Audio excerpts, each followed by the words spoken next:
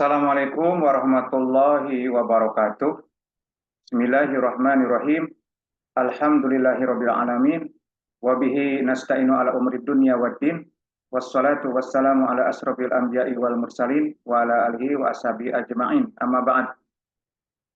Pertama-tama, Ibu, Bapak, Saudara yang berbahagia, kita panjatkan puja dan puji syukur kehadirat Allah Subhanahu wa taala yang telah memberikan kepada kita banyak nikmat, nikmat iman, nikmat Islam, dan nikmat sehat, serta nikmat yang begitu banyak yang tak pernah kita bisa hitung satu per satu. Wa in ta'udzu la tuhsuha. Jika kalian hitung, maka nikmat dari Allah tidak akan bisa terhitung. Tak lupa salawat dan salam mari kita limpahkan kepada junjungan besar kita, baginda Rasulullah SAW. Baik Bapak, Ibu, Saudara yang berbahagia, di dalam materi kita terapi iman ini, bukan sesuatu hal yang tidak biasa atau sesuatu hal yang baru, tetapi kita coba pilih terapi yakin atau terapi percaya ini dari hal-hal yang prinsip yang mudah kita lakukan. Ya, tidak banyak-banyak ya, seperti misalnya bagaimana kita harus mengimani, meyakini supaya benar-benar menjadi sukses dalam arti sukses yang sebenar-benarnya, sukses yang sebesar-besarnya, yaitu kita dengan sholat, terapi sholat. Kemudian dengan Al-Quran, baik membacanya, baik mengartikannya, baik menghafalnya, dan terutama mengaplikasikan di dalam kehidupan kita sehari-hari dan menyebarkannya. Kemudian berbakti pada orang tua, tidak bisa saya lupakan, tidak bisa kita lupakan ya. Ini salah satu modal untuk sukses. Berikutnya sabar, syukur, sedekah, ikhlas, sebarkan kebaikan, dakwah, dan kita evaluasi diri atau muhasabah ya. Baik, yang pertama, Bapak, Ibu, Saudara yang berbahagia, kita ini namanya terapi yakin, terapi percaya, maka kita percayalah sesuatu yang memang benar-benar layak dipercaya dan sudah ada argumentasinya ya. Yang pertama sholat. Bapak Ibu, seringkali kita ada masalah apa-apa ya, contoh masalah kesehatan yang teringat obat, yang teringat dokter, yang teringat terapis.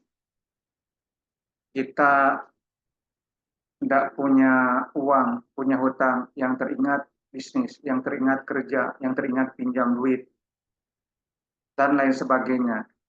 Padahal sholat ini sudah ditegaskan oleh Allah di dalam Al-Quran sebagai solusi. Wasta'inu bis-sabri was-shalah, dan kalian mintalah pertolongan dengan sabar dan dengan sholat. Maka ketika itu perintah Allah, kita yakini, kita percaya, ya,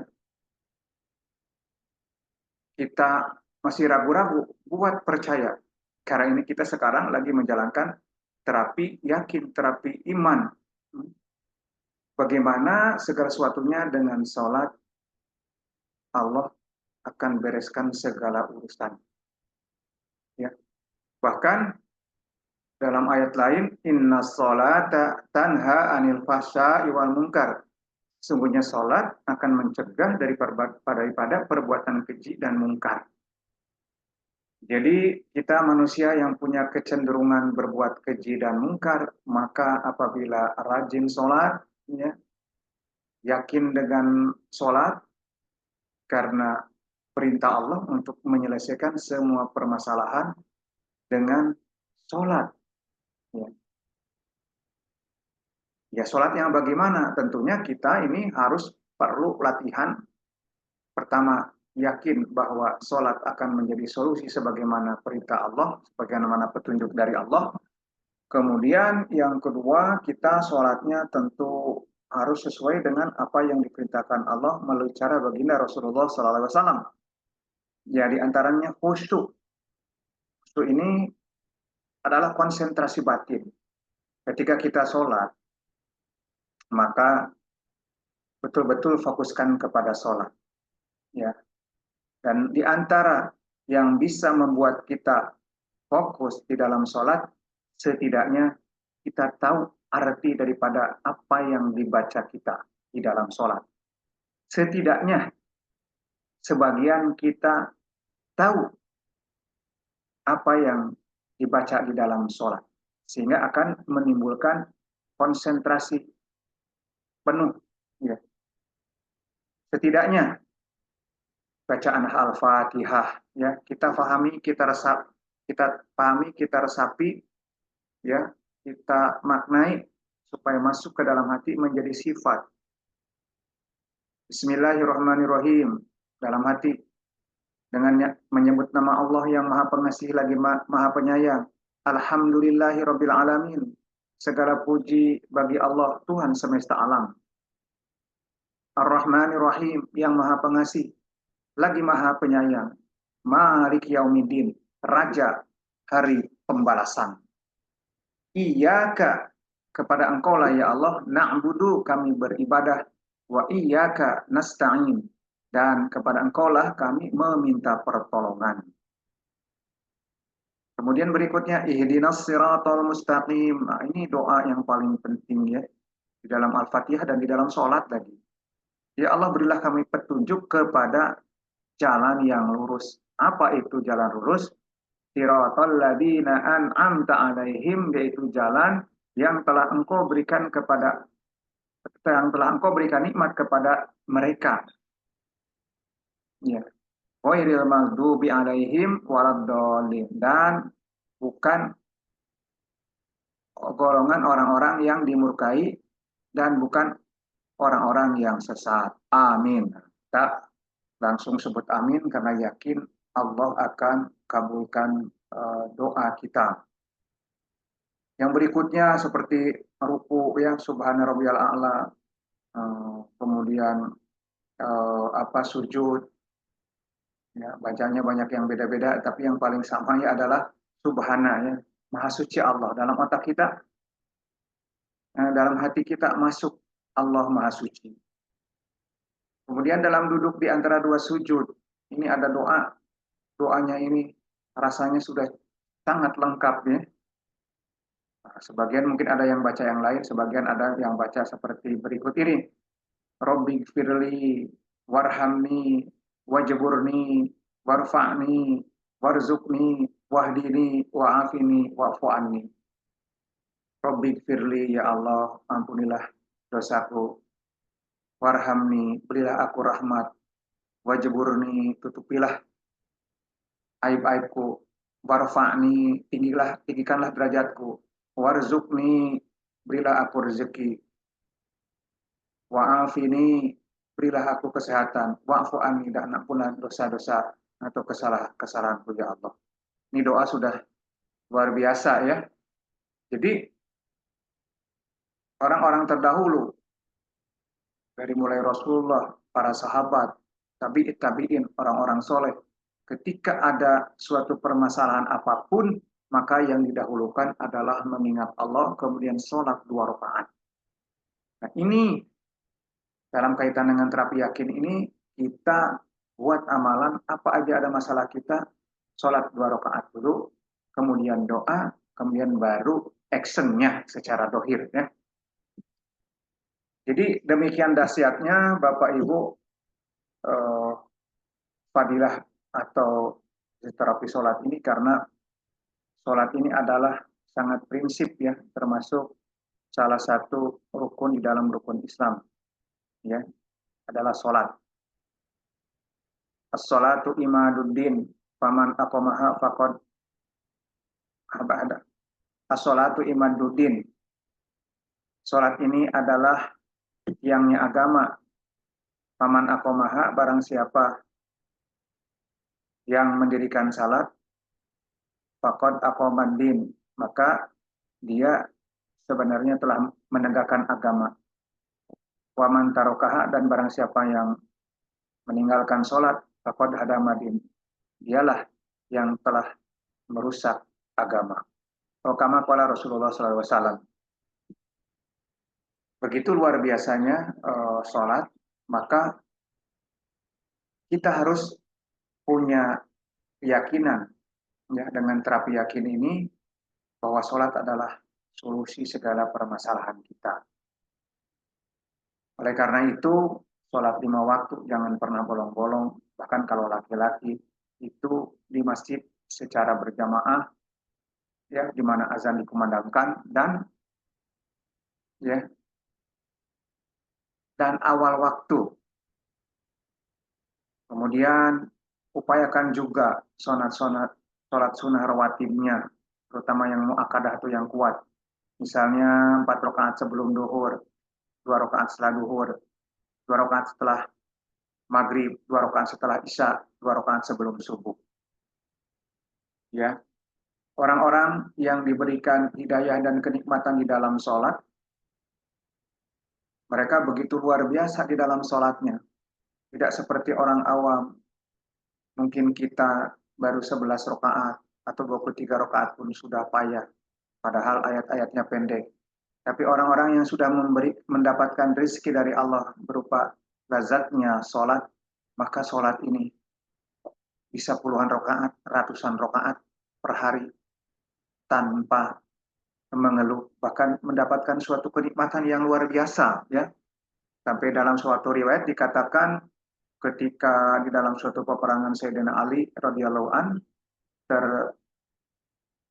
tertembak atau tertancap panah di dalam pahanya, maka tidak sanggup untuk dicabut.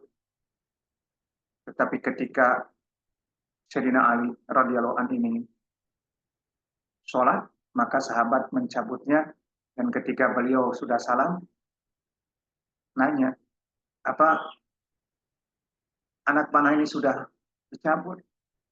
Sudah ya Ali, begitu luar biasanya ya. Maka kita harus belajar bagaimana supaya sholat ini terasa nikmat bagi kita dan jadi solusi bagi kehidupan kita. Ya. Maka daripada itu, kita betul-betul sungguh-sungguh mempraktekkan sholat, dan kemudian kita sampaikan kepada teman-teman kita, termasuk di grup kita ini, ya, grup komunitas berkah, kita sampaikan. Kemudian berikutnya, Bapak Ibu, apa yang harus kita pegang, apa yang harus kita jadi amalkan amalan sehari-hari adalah Al-Quran. Ya, Rasulullah bersabda, khairukum man ta'allama Al-Quran wa 'allamahu. Sebaik-baiknya kalian adalah orang-orang yang belajar Al-Quran atau mengajarkannya, apalagi belajar dan mengajarkan. Ya, jadi bahkan dalam suatu keterangan dikatakan apabila seseorang bangga, ya, memiliki suatu keahlian tertentu dibanding melebihi bangga terhadap hafal dan paham Al-Quran, maka ini patut dipertanyakan. Atau sebaliknya, orang yang sudah hafal Al-Quran, sering baca Al-Quran, bahkan tahu artinya, bahkan tahu maknanya, tapi masih minder, ya, dengan orang-orang yang berduit, minder dengan orang-orang berjabatan, ini patut evaluasi diri. Karena tidak ada yang lebih baik harta ini, dunia ini adalah selain Al-Quran. Karena pedoman hidup untuk bagaimana kita sukses yang sebenar-benarnya sukses, yaitu di dunia dan di akhirat. Ada doa juga kan di dalam Al-Quran ini, Rabbana atina fid dunya hasanah wa fil akhirati hasanah wa qina adzabannar. Ya Allah, berikanlah kami kebaikan di dunia dan kebaikan di akhirat. Jadi inilah sholat. Maka kita praktekkan, kemudian kita sampaikan betapa manfaatnya di dalam sholat. Fa amma bi ni'mati rabbika fahadis, maka atas nikmat dari Allah kalian sebutkanlah. Kita ini tahadus bin ni'mah ya. Jadi ketika kita merasakan nikmatnya sholat, maka semakin kita jawai, semakin kita nikmati dan sebarkan supaya orang pun dapat melaksanakan kenikmatannya Al-Quran ya. Sesuai tadi Al-Quran. Bagaimana membaca Al-Quran? Orang tuh sekarang mungkin odoj ya, one day one juz, sudah bangga. Memang di atas rata-rata. Maka ketika itu kita harus fastabukul khairat, bergaulah dengan orang-orang ahli Quran. Ternyata mereka per hari bisa membaca 5 juz, 10 juz, 20 juz, bahkan 30 juz tanpa merasa berat dan beban. Karena malah menjadi suatu kenikmatan. Luar biasa ya. Padahal kita mungkin satu halaman juga masih keberatan dalam satu hari. Jangan-jangan satu ayat pun masih berat. Nah itulah kita maka harus bergaul dengan orang-orang ahli Al-Quran. Dan harus mendengarkan betapa dahsyatnya manfaatnya Al-Quran ini. Bukan saja nanti di yaumil akhir, yang pasti ada manfaatnya, bahkan di dunia pun menjadikan petunjuknya. Karena Quran itu banyak, jadi petunjuk, hudan. Ya. Alif lam mim dzalikal kitabu la raiba fihi hudal lil muttaqin. Jadi petunjuk bagi orang-orang yang bertakwa. Quran menjadi syifa ya, menjadi obat. Obat lahir, obat batin, obat jiwa, obat raga. Al-Quran itu juga nur, cahaya, cahaya hati dan petunjuk bagi kita. Yang terpenting adalah kita punya ilmu sedikit, praktekkan. Begitu. Kemudian berikutnya, Bapak Ibu, pentingnya ilmu ya. Karena ilmu ini sangat besar manfaatnya. Ya. Jadi orang yang berilmu satu bisa mengalahkan orang yang bodoh 1000. Dalam Al-Quran pun, a'udzubillahi minasyaitonirrajim, yarfa'illahu alladhina amanu minkum walladhina utul ilma darajat. Allah akan mengangkat orang-orang yang berilmu dan berilmu di antara kalian beberapa derajat. Hal yastawi alladhina ya'lamuna walladhina la ya'lamun. Apakah sama orang-orang yang berilmu dengan tidak berilmu? Tentu berbeda, ya. Oleh karena itu, ya kita cintai ilmu ini. Ilmu apa saja dari Allah, terutama ilmu yang betul-betul sangat berguna bagi kita. Ya, pertama adalah ilmu agama, karena untuk menyelamatkan di dunia dan akhirat. Kedua adalah ilmu kesehatan, karena kalau kita sakit, yang asalnya rajin, rajin ibadah, rajin kerja, rajin usaha, rajin hal-hal yang positif, menjadi melempem dan menurun. Nah, perlulah kita ilmu kesehatan. Ilmu-ilmu lainnya hanya tambahan saja, bonus, silahkan saja. Tapi yang utama adalah ilmu ya, untuk bagaimana kita selamat di dunia dan akhirat, yaitu ilmu agama dan ilmu kesehatan. Kemudian kita praktekkan supaya kita sehat. Kemudian berikutnya Bapak Ibu, bagaimana kita ingin sukses, ya adalah berbakti kepada orang tua. Ya. Bahkan di dalam Al-Quran disebutkan, saking berbaktinya kepada orang tua, berkata atau cis pun sudah tidak boleh. Wa qul lahuma qawlan karima, dan berkatalah kepada mereka, kedua orang tua kita, ibu bapak, adalah kata-kata yang mulia, kata-kata yang baik. Jadi berbakti kepada orang tua ini bahkan sifatnya universal ya. Baik yang beragama Islam atau bukan Islam, tapi dia berbakti kepada orang tua, besar kemungkinan atau peluangnya sangat besar, dia menjadi sukses. Atau cek dengan terbalik, orang-orang yang sukses, lihat bagaimana sikapnya kepada orang tua. Maka Bapak Ibu Saudara yang berbahagia, beruntunglah sekarang Bapak Ibu Saudara yang masih punya orang tua lengkap, maka kalau ada satu rumah, satu atap, segeralah hari ini memohon maaf ya, karena ridallah fi ridal walidain, surtullah fi surtil walidain. Ridho Allah ada di dalam ridho orang tua, kedua orang tua, dan murka Allah ada di dalam murka kedua orang tua. Jadi bikinlah orang tua ini ridho. Kalau ridho ini bahasa gampangnya itu senang.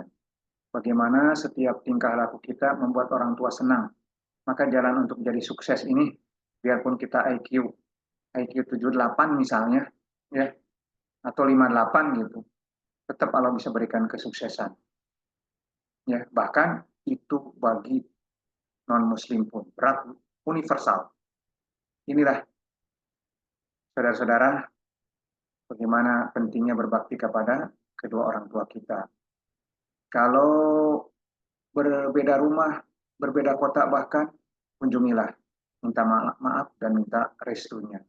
Kalau sudah meninggal, ya tentu saja kita jalin hubungan dengan saudara-saudaranya, kita jalin hubungan dengan teman-teman akrabnya, kemudian kita banyak mendoakannya, memohonkan ampun, dan kita banyak beramal. Semoga pahalanya adalah untuk orang tua kita. Mau dikirimkan atau tidak dikirimkan karena kita anak, mestilah itu pahala sampai kepada orang tua. Bapak, Ibu, Saudara, di dalam terapi yakin ini, berikutnya adalah bagaimana yang harus kita lakukan. Sabar. Ya.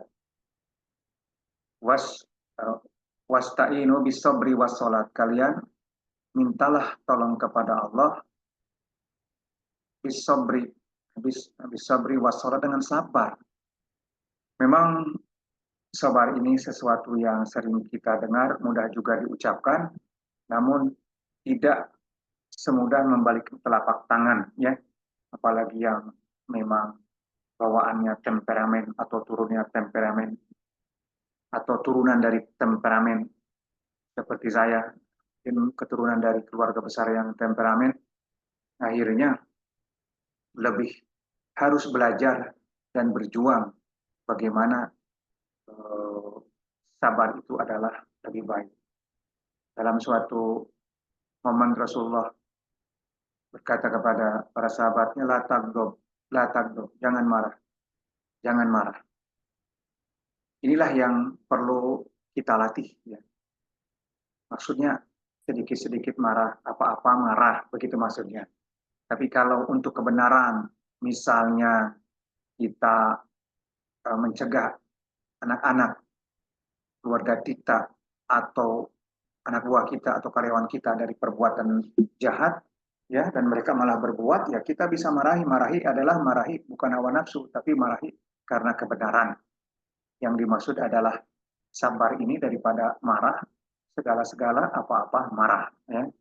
Kita praktekkan ya terapi yakin ini. Kemudian syukur. Ya. Syukur ini juga salah satu bagaimana orang bisa menjadi sukses. Karena jaminannya dari Allah. La in syakartum la azidannakum wa la in kafartum inna adzabi lasyadid. Jika kalian bersyukur, maka pasti dan pasti aku akan tambah nikmat kalian. Sebaliknya, wala in kafartum, jika kalian kufur, tidak bersyukur, ya, inna adzabi lasyadid, sesungguhnya azabku sangat pedih. Begitu, satu pilihan yang tegas ya. Maka tidak ada cara lain kecuali kita bagaimana selalu bersyukur. Bersyukur ini tentu bukan saja cukup dengan alhamdulillah, ya. Alhamdulillah itu salah satu daripada ungkapan syukur. Namun yang lebih benar, lebih tepat lagi bagaimana kita bersyukur ini dengan kita menjalankan segala perintah Allah dan menjauhi segala larangannya. Nah, seperti itu. Dan ketika ada nikmat-nikmat kita, nikmat ilmu, nikmat harta, nikmat apa saja, nah, ini kita selalu bersyukur semua itu atas karunia Allah Subhanahu wa taala. Mari Bapak Ibu Saudara kita praktekkan ya, terapi yakin ini terhadap syukur. Berikutnya adalah sedekah ya. Ini sedekah juga berlaku universal. Berlaku umum, baik muslim ataupun non-muslim. Barang siapa memberikan sedekah, maka akan ada Allah balas berlipat ganda. Dalam Al-Quran, man ja'a bil hasanati falahu asyru amsalihha. Barang siapa yang membuat suatu kebaikan, maka akan dibalas 10 kali lipat. Bahkan terserah Allah mau 700 kali lipat, mau 1.000.000 kali lipat pun. Ini hebatnya sedekah ya. Paling tidak, kalau kita tidak punya uang, ya dengan ilmu kita. Kalau kita nggak punya ilmu, ya dengan tenaga kita. Ya. Atau setidaknya kita senyum. Tabassumuka fi wajhi ahika laka sodakotun. Senyummu di hadapan saudaramu adalah sodako. Ya. Jadi Bapak Ibu Saudara yang berbahagia di dalam terapi yakin. Nah, mari kita praktekkan sedekah. Boleh Bapak Ibu yang sudah rutin sedekah subuh, bagus, ya kan? Sedekah apa saja ini di luar zakat mal, dijual zakat fitrah ya. Ya, kalau zakat mal kan 2,5%, zakat fitrah juga ada hitungannya tersendiri. Kemudian sedekah bebas kita, semampu kita, mampu keuangan dan mampu hati ya. Jadi saudara, banyak sekali pengalaman-pengalaman dalam masalah sedekah. Saya mungkin bukan orang yang termasuk ahli sedekah, tapi bercita-cita untuk ahli sedekah dan coba praktekkan. Maka hasilnya ajib, ya, banyak ajib. Bahkan tidak menunggu mati dulu nanti di akhirat, tidak menunggu 1 tahun, tidak menunggu 1 bulan, tidak menunggu 1 minggu, bahkan cukup 1 hari atau hari itu juga kita bersedekah, tiba-tiba ada ya rezeki min haitsu la yahtasib, dari jalan yang tidak terduga. Inilah. Maka semakin kita praktekkan, Bapak Ibu Saudara, kita akan ada pengalaman ruhani. Kemudian mari kita sampaikan ya testimoni bukti sedekah ini. Ya, luar biasa manfaatnya. Kemudian Bapak Ibu, apa yang harus kita lakukan di dalam terapi yakin ini adalah ikhlas. Karena amal itu kalau tidak ikhlas akan sia-sia. Ya. Innallaha la yanzuru ila suwarikum wa amwalikum walakin yanzuru ila ta'amalikum ila qulubikum wa amalikum. Atau kama qala Rasulullah SAW. Allah itu tidak melihat rupa dan hartamu, tapi Allah melihat hati dan amalmu. Jadi melihat hati, ikhlas. Ya Mu'ad, ahlis dinaka yakfikal amalul qalil, yakfika amalul qalil. Rasulullah bersabda, wahai Mu'ad, ikhlaslah dalam beramal, maka amal sedikit itu cukup bagimu. Ya, cukup untuk menggapai ridho Allah, cukup untuk menggapai surga Jannatul Firdaus, cukup untuk bahagia di dunia dan akhirat. Ini ikhlas. Nah, Bapak, Ibu, Saudara, dalam terapi yakin ini, marilah kita yakini, kita praktekkan, ya, bagaimana khasiat ikhlas ini. Ikhlas yang bagaimana? Ikhlas itu kita melakukan suatu, ada orang, tidak ada orang, sama, konsisten, begitu. Misalnya kita ada orang sholat 5 waktu, nggak ada orang juga sholat 5 waktu. Misalnya kita puasa Nabi Daud atau Senin Kemis ada orang atau tidak ada orang, kita kerjakan. Ya, misalnya kita sedekah ada orang diumumkan tidak diumumkan, kita sedekah. Ya, itu adalah ikhlas gitu kan. Dan kita tidak mengingat-ingat jasa kebaikan kita. Ya, anggaplah seperti kita buang air besar, buang air kecil, kan kita tidak tengok-tengok lagi, sudah selesai. Demikian juga ikhlas. Karena manfaatnya bukan saja nanti di akhirat, tapi di dunia ini juga, bagaimana hati kita menjadi aman, nyaman, tenang. Berikutnya, saudara, Bapak, Ibu yang berbahagia, dalam terapi yakin ini, kita mesti ada empati, simpati, atau terdorong hati untuk menyampaikan kebaikan dan kebenaran pada saudara-saudara kita dimanapun berada, kapanpun, dimanapun. Ya, supaya apa? Supaya mereka juga merasakan apa yang kenikmatan yang telah kita rasakan. Dan terlebih lagi kalau fisiknya kita bahagia di dunia dan akhirat, tentu kita harus menyebarkan kebaikan dan kebenaran. Ada pahalanya juga, besar sekali. Di antaranya dalam suatu hadis, man da'a ila hudan kana lahu minal ajri mislu ujuri man tabi'ahu la yanqusu dzalika min ujurihim syai'an. Barang siapa mengajak kebaikan, kemudian orang yang diajak kebaikan itu mengerjakannya, maka pahalanya 100% daripada orang yang mengamalkannya itu tanpa mengurangi sedikit pun.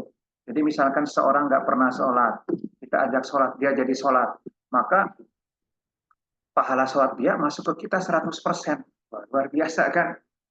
Ya terserah Allah kalau bisa seperti itu. Ya, jadi kita mengajak orang sedekah kepada orang lain, orang itu jadi sedekah, maka pahala orang itu 100% buat dia, 100% juga buat kita. Nah, ini kan kalau dalam usaha bisnis dunia tidak bisa, ya. Kuehnya sudah ada sebegitu, 100 ya kalau dibagi-bagi ya 50, 40, 10 selesai. Kalau ini terserah Allah. 100, 100, 100, 100 sampai jutaan pun nggak ada jadi masalah, ya. Inilah pentingnya kita ada kesadaran karena kita pun sekarang menjadi iman Islam itu atas perjuangan orang-orang terdahulu kita, orang tua kita, ulama-ulama kita, dai-dai kita sampai tabi'in, tabi'in, sahabat ya, yang mendakwahkan agama, yang mendakwahkan prinsip-prinsip kebenaran. Maka oleh karena itu, supaya nyampe juga kepada anak cucu kita dan orang-orang di Indonesia bahkan seluruh dunia ini, kita harus mempunyai niat dan praktek apa yang bisa kita dakwahkan. Balighu anni walau bi ayat, sampaikan dariku walaupun hanya satu ayat. Bapak, Ibu, Saudara yang berbahagia, di dalam terapi yakin ini kita pun ada hal yang penting adalah muhasabah atau introspeksi diri atau evaluasi. Karena ini termasuk yang sangat penting ya terhadap amalan-amalan tadi yang sudah kita jalankan. Apakah terasa kesannya, ada khasiatnya, ada manfaatnya? Kalau belum, maka kita harus muhasabah diri, evaluasi diri, ya. Bahkan secara keseluruhan adalah kita hasibu qabla an tuhasabu. Ya. Kita introspeksi dirilah, nilai dirilah sebelum nanti benar-benar dihisab di yaumul akhir. Ini bahkan Bapak Ibu, yang namanya evaluasi di dalam suatu perusahaan itu wajib ada. Kadang evaluasi tahunan, kadang ada semesteran, kadang ada tribulan, kadang ada bulanan, kadang ada mingguan, bahkan evaluasi harian, apa yang telah dikerjakan kemarin, dievaluasi. Supaya ada continuously improvement, perbaikan secara terus-menerus. Nah, jadi kita mesti seperti itu, karena kebanyakan manusia ini adalah semut di seberang lautan tampak, gajah di pelupuk mata tidak tampak. Nah, ini yang repot ya, tersindir oleh peribahasa itu. Harusnya bagaimana kita juga bisa mengkoreksi diri kita sehingga kualitas diri kita akan meningkat terus baik daripada ilmu maupun amal. Baik Bapak Ibu, Saudara dalam terapi iman, kita sebelum akhiri kita ulang lagi bagaimana kita ingin sukses itu apa yang harus dilakukan. Sholat yang benar, yang khusyuk ya. Kemudian Al-Quran, jadikan pedoman, bacaan harian, hafalan, amalan, berbakti kepada orang tua, jangan tanggung-tanggung selagi masih ada. Selagi tiada, maka kita banyak doa untuk mereka, banyak amalan baik, dan insya Allah amalnya mengalir kepada beliau-beliau. Ya. Karena salah satu yang menjadi sampai amalan kepada orang tua adalah waladun solihun yad'ulah, anak soleh yang mendoakan kepada orang tua itu. Kemudian sabar. Sabar harus kita ucapkan, sering kita praktekkan. Ya, supaya sifat sabar masuk ke dalam diri kita. Syukur, sedekah, ikhlas, muhasabah, atau evaluasi diri. Nah, itu semua apa yang harus kita lakukan dalam terapi yakin ini supaya ada kesan positif di dalam kehidupan sehari-hari sehingga kita bukan saja memperbaiki diri sendiri tapi memperbaiki keluarga bahkan bisa memperbaiki orang banyak. Demikian Bapak Ibu Saudara, untuk berikutnya kita akan sampaikan materi apa yang harus ditinggalkan. Dan untuk itu nanti ada session lain dan untuk session apa yang harus kita lakukan kita tutup sampai di sini. Kita kembalikan waktunya kepada MC kita yang luar biasa. Assalamualaikum warahmatullahi wabarakatuh.